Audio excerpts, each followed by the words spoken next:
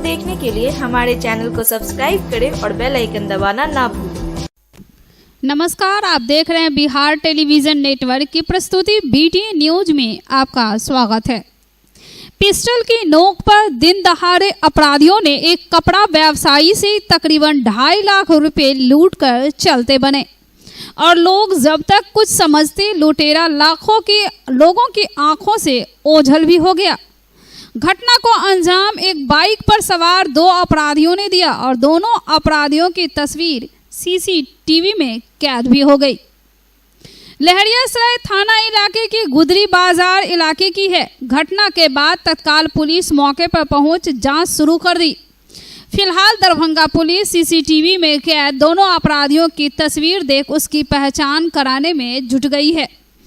दरअसल लहरियासराय इलाके के गुदरी बाजार में प्रकाश शिव गंगा वस्त्रालय के मालिक रोशन कुमार की बात माने तो उनके भाई विकास कुमार 2,48,000 रुपये बैग में जमा करने के लिए निकले थे। जैसे ही दुकान की गली से वे मुख्य सड़क के करीब पहुंचे, बाइक सवार अपराधी ने पिस्टल दिखा उनके हाथों से नोटों से भरा बैग लेकर फरार हो गया। हालांकि उन्होंने जब वह शोर भी मचाया लेकिन इसका कोई फायदा नहीं मिला। हम अपने भाई को रोशन कुमार भाई को भेज रहा था विकास कुमार को बैंक यहाँ प्रकाश गंगा गुदरी बाजार लहरिया से दरभंगा जी, और कुछ अपराधियों ने बंदूक के नोक पे हमारे भाई से पैसा छीन लिया 2,05,000 बजे से न्यू मार्केट जो गली निकलती है उस गली में हुई है। गुदरी लहरिया पास नहीं काम कर रही है। घटना की सूचना तत्काल उन्होंने पुलिस को कर दी है। पुलिस जांच में जुट गई है। पूरे घटना की पुष्टि करते हुए SDPO अमित कुमार ने बताया कि तकरीबन 2.5 लाख रुपए की लूट की घटना हुई है। शहर के लहरियासराय थाना इलाके में हुई इस लूट घटना को एक बाइक सवार 2 अपराधी ने अंजाम दिया। दोनों अपराधी की तस्वीर CCTV में कैद हो गई है। तत्काल पुलिस अपराधी की पहचान कर गिरफ्तारी करने की प्रक्रिया में लगी है। जल्द ही अपराधी पुलिस के गिरफ्त में होंगे। जानकारी ये है कि आज ही दोपहर गुदरी बाजार के आसपास कपड़ा व्यवसायी के स्टाफ जो लगभग 2.5 लाख रुपये लेकर बैंक में जमा कराने के लिए जा रहे थे, उनसे मोटरसाइकिल पर कुछ 2 अज्ञात सवार थे जिन्होंने उनसे छिनतई की घटना को अंजाम दिया है। अभी कुछ पुलिस तत्काल घटनास्थल पर पहुंची है और CCTV वगैरह कुछ फुटेज संभाला जा रहा है। आगे की जांच की जा रही है। उम्मीद है जल्दी वो पकड़े जाएगा। 2 की संख्या है, वो CCTV फुटेज में ऑलरेडी दिख रहा है। 2 लोग थे बाइक पर। दरभंगा में इन दिनों चोरों का हौसला 7 में आसमान पर है। चोरी की कई बड़ी घटना को अंजाम देने के बाद भी दरभंगा पुलिस ना तो चोर को पकड़ पा रही है, ना ही चोरी के सामानों को बरामद कर पा रही है। ऐसे में बीती रात चोरों ने एक पुलिस वाले के घर न सिर्फ धावा बोला बल्कि घर से लाखों के गहने के अलावा नकदी लेकर रफू चक्कर भी हो गए और दरभंगा पुलिस एक बार फिर हाथ मलते रह गई। मब्बी थाना इलाके के भलका गांव की है यह घटना, जहां बेगूसराय में ASI पद पर तैनात पुलिस अधिकारी परवेज अहमद के घर चोर बीती रात धावा बोला और घर में लगे ताले तोड़ कमरे में प्रवेश किया। इसके बाद कई आलमीरा के ताले तोड़ सभी कीमती गहने के अलावा कुछ नकदी लेकर चलते बन गए और इस घटना की खबर किसी को कानों कान तक पता नहीं चल पाया। जब परवेज अहमद घर लौटे तो घर की स्थिति देख भौचक रह गए। उन्होंने तत्काल इसकी सूचना लोकल थाने को भी दी। पीड़ित परवेज अहमद ने बताया कि वे खुद बेगूसराय थाने में ASI के पद पर तैनात हैं, जबकि पत्नी पुलिस विभाग में ही सब इंस्पेक्टर रह चुकी है और इसके अलावा उनकी बेटी भी पुलिस विभाग में सार्जेंट के पद पर कैमूर में योगदान दिया है। 1 नवंबर को अपनी बेटी को ज्वाइन कराने के लिए कैमूर गए थे और घर में ताला लगा था। ऐसे में घर के अंदर कोई नहीं था। इसी का फायदा चोरों ने उठाकर चोरी की घटना को अंजाम दिया, जिसमें करीब 3 लाख रुपए के गहने के अलावा करीब 20,000 रुपए की चोरी हुई। उन्होंने आशंका जाहिर करते हुए बताया कि चोर भले ही कहीं के हो पर लोकल लोगों के मिली भगत के बिना यह चोरी नहीं हो सकती। अब सबसे चौंकाने वाली बात यह है कि जो सिपाही चोरों को पकड़ते हैं उन्हीं सिपाही के घर में चोरी हो गई, तो भला दूसरे घर कैसे महफूज है। हुई कि हम बेगूसराय में पुलिस डिपार्टमेंट में पोस्टिंग है हमारी, तो हम बेटी को चूँकि ज्वाइनिंग कराना था, नया उसका सार्जेंट में नियुक्ति पत्र मिला था, तो 1 तारीख के सुबह में हम लोग यहाँ से उसको लेकर के कैमूर के लिए निकल गए। पुलिस डिपार्टमेंट में सार्जेंट के पद पर उसका नया बैच में ज्वाइनिंग हुआ है, तो ज्वाइन करवाने के लिए पूरे परिवार से हमको लेकर के कैमूर चले गए। और आज कल वहाँ लौटने में हो गया, आज लौटे हैं, तो बीती रात में ये घटना घट गई है।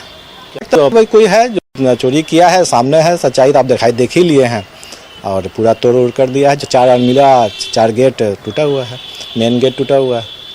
रूम के अंदर जो अंदर रूम में गेट पे ताला लगा हुआ था वो सब तोड़ा गया है। ये आकलन तो मोटा मोटी लगभग 3 लाख कैश नहीं था, 20,000 के आसपास कैश था। बीमार नहीं रहा लाचार, हो रहा मुफ्त उपचार। हड्डी नस रोग से संबंधित गंभीर बीमारियों का मुफ्त में इलाज। इंतजार किसका, जाएं सर्राफ ऑर्थो एवं स्पाइन सेंटर और दर्ज कराएं प्रधानमंत्री जन आरोग्य योजना में अपना नाम। विश्व की सबसे बड़ी स्वास्थ्य सुविधाओं का उठाएं लाभ। आधुनिक ऑर्थोपेडिक सुविधा, ऑर्थोस्कोपी, स्पाइन सर्जरी, फ्रैक्चर का अत्याधुनिक इलाज। डॉक्टर SN सर्राफ, डॉक्टर अभिषेक सर्राफ, रीढ़ हड्डी और नस रोग विशेषज्ञ डॉक्टर प्रियंका बी सर्राफ, स्त्री और प्रसूति रोग विशेषज्ञ DMCH के सामने लहरियासराय। शहर के नाका नंबर 5 स्थित फिजिक्स एक्सपर्ट के सर द्वारा संचालित आइडियल पाथ में प्रत्येक साल की तरह इस साल 2022 में छात्रों का उत्कृष्ट रिजल्ट रहा है। आइडियल पाथ में मेडिकल यानी नीट, IIT JEE 11वीं 12वीं बोर्ड के साथ साथ जूनियर सेक्शन में CBSE के छात्रों के लिए क्लास 7वीं से 10वीं तक की पढ़ाई की व्यवस्था है। नीट 2022 में प्रीति कुमारी को 652 अंक, सुमित कुमार को 647 अंक के साथ साथ 12 छात्रों को 575 से अधिक अंक आया है। छात्र हर्ष मोहन कुमार ने IIT एडवांस में अच्छा रैंक लाकर आइडियल पास और दक्षिणांचल को गौरवान्वित किया है। अधिक जानकारी के लिए आप हमें संपर्क कर सकते हैं। हमारा मोबाइल नंबर है 8409833709 एवं 9308296082। विशिष्ट दत्तक ग्रहण संस्थान के 2 बच्चियों को मां का आंचल मिल गया। उप विकास आयुक्त अमृता बेंस व जिला बाल संरक्षण इकाई के सहायक निदेशक व बाल संरक्षण पदाधिकारी नेहा नूपुर की उपस्थिति में 2 नवंबर को केरल निवासी दंपति ने विशिष्ट दत्तक ग्रहण संस्थान के एक बच्ची रिया कुमारी को गोद ले लिया। वहीं पश्चिम बंगाल निवासी दंपति ने सोनाक्षी को गोद लिया। दोनों बच्चियों को मां के आंचल का सहारा मिल गया। इस अवसर पर जिला बाल संरक्षण इकाई के सहायक निदेशक व बाल संरक्षण पदाधिकारी ने बताया कि जिला बाल संरक्षण इकाई द्वारा संचालित विशिष्ट दत्तक ग्रहण संस्थान से 2 बच्चियों को प्री एडॉप्शन फॉस्टर केयर में दिया गया है। समाज कल्याण विभाग के तहत विशिष्ट दत्तक ग्रहण संस्थान बच्चा गोद लेने के लिए सरकार द्वारा मान्यता प्राप्त संस्थान है। इसके अलावा किसी अस्पताल या अन्य संस्थान से बच्चा गोद लेना गैर कानूनी और दंडनीय अपराध है। बिहार के कृषि मंत्री कुमार सर्वजीत दरभंगा पहुंचे। उन्होंने सबसे पहले मखाना अनुसंधान केंद्र पहुंच न सिर्फ उसका निरीक्षण किया बल्कि मखाना उत्पादन के तरीकों को भी बारीकी से देखा और समझने का प्रयास किया और अपने साथ चल रहे अधिकारियों को कई निर्देश भी देते रहे। मंत्री जी करीब 1 से 1.5 घंटे तक इस अनुसंधान केंद्र में रहे और वहीं एक बैठक भी की जहां कई तरह के समस्या और समाधान पर चर्चा की गई। मखाना के गिरती कीमतों पर मंत्री जी ने चिंता जताई। नगर विधायक के और दरभंगा के सांसद पर तीखी टिप्पणी करते हुए मखाना मखाना अनुसंधान के लिए कुछ काम करने की नसीहत भी दे डाली। मीडिया से बात करते हुए मंत्री कुमार सर्वजीत ने मखाना के गिरते कीमत पर जताई चिंता। कहा कि इसके लिए वे पटना में बिहार के किसानों के अलावा जनप्रतिनिधियों के साथ एक सेमिनार कर स्थिति को स्पष्ट करेंगे। वहीं कृषकों के लिए मखाना अनुसंधान केंद्र में हॉस्टल का निर्माण कर यहां मखाना किसानों के रहने और प्रशिक्षण देने का भी काम करेंगे। मखाना अनुसंधान केंद्र की दुर्दशा पर केंद्र सरकार की खिंचाई करते हुए विधायक और सांसद के कार्य प्रणाली पर भी उठाए सवाल। कहा कि मखाना को यहाँ के किसान और दुकानदार द्वारा बेचने और बेचवाने का प्रबंध करना चाहिए, लेकिन इस मखाने को बाबा बेच रहे हैं और इसका नाम भी बाबा मखाना रख दिया गया है और यहाँ के नेता सिर्फ मुख्य दर्शक बने हैं। मंत्री जी ने मखाना अनुसंधान के दयनीय हाल पर नाराज होते हुए केंद्र सरकार पर अपने भड़ास निकाले।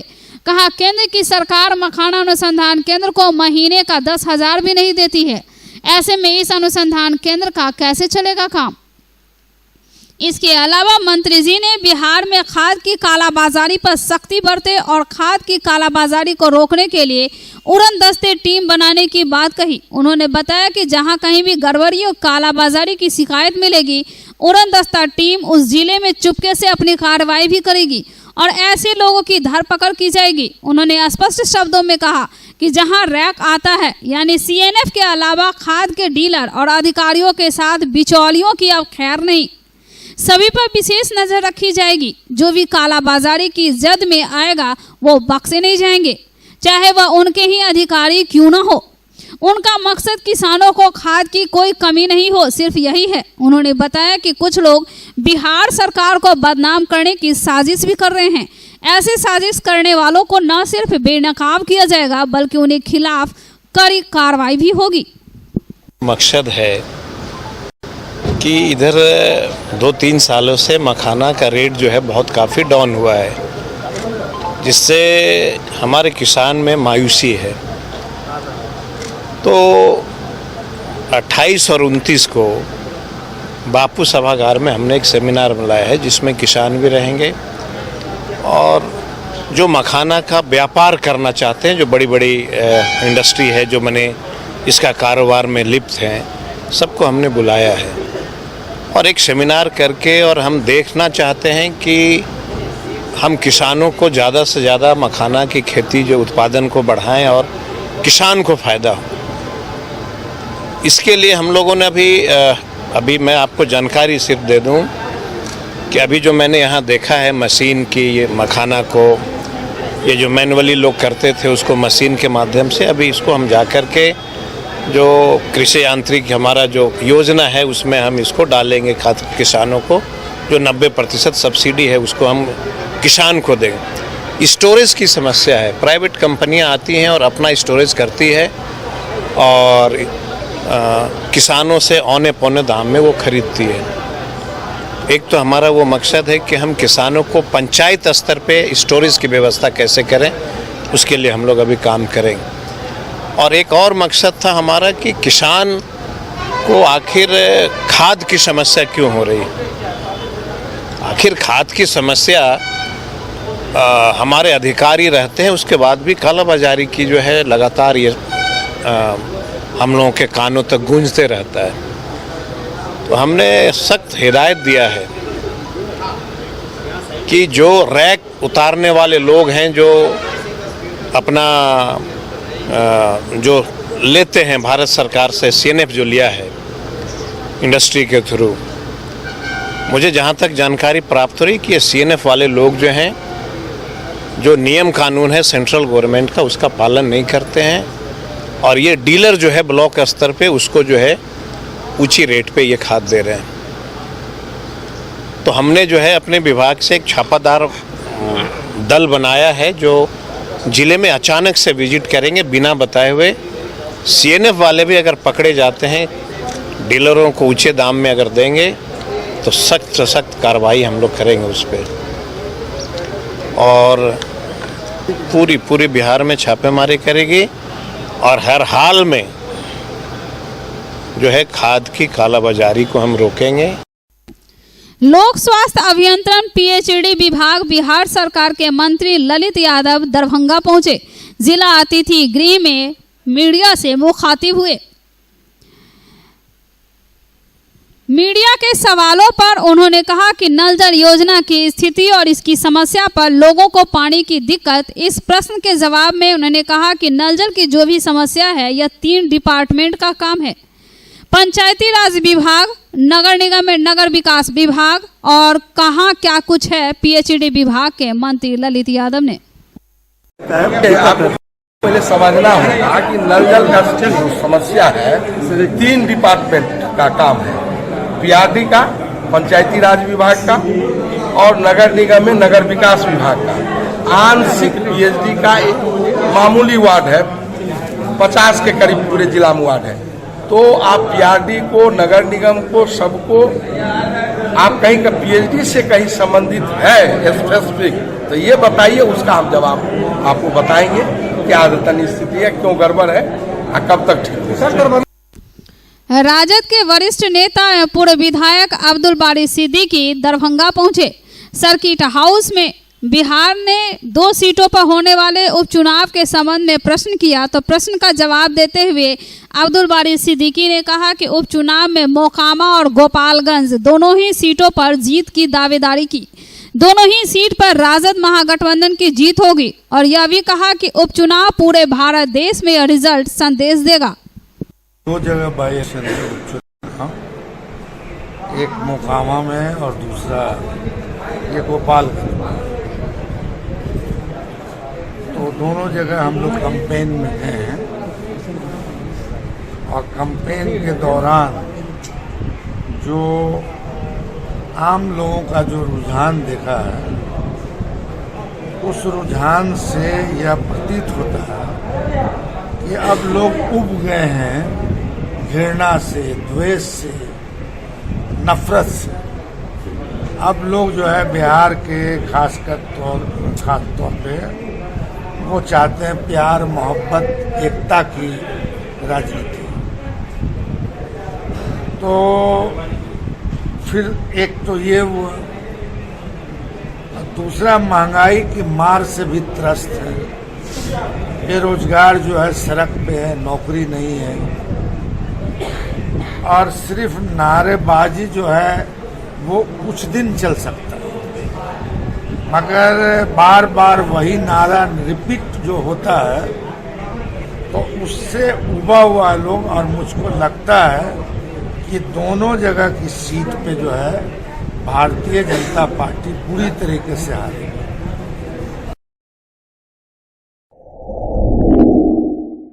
Global health care and diabetes research centre, जो बिहार में पहला अंतर्राष्ट्रीय तकनीक एवं आधुनिक सुविधाओं से लैस सुपर स्पेशलिटी डायबिटीज केंद्र है, जहां एक छत के नीचे डायबिटीज से संबंधित सारी सुविधाएं मौजूद हैं, जैसे कि diabetes heart care, diabetes eye care, diabetes neuro care, diabetes foot care, diabetes pharmacy और डायबिटीज प्रयोगशाला। पता जीसस एंड मैरी स्कूल के पास, रहमगंज, दरभंगा, बिहार। 3 नवंबर से नेहरू स्टेडियम के निकट दरभंगा ऑडिटोरियम में रुद्र श्रावती दरभंगा माइंड फेस्ट के 2 दिवसीय कार्यक्रम की शुरुआत होगी।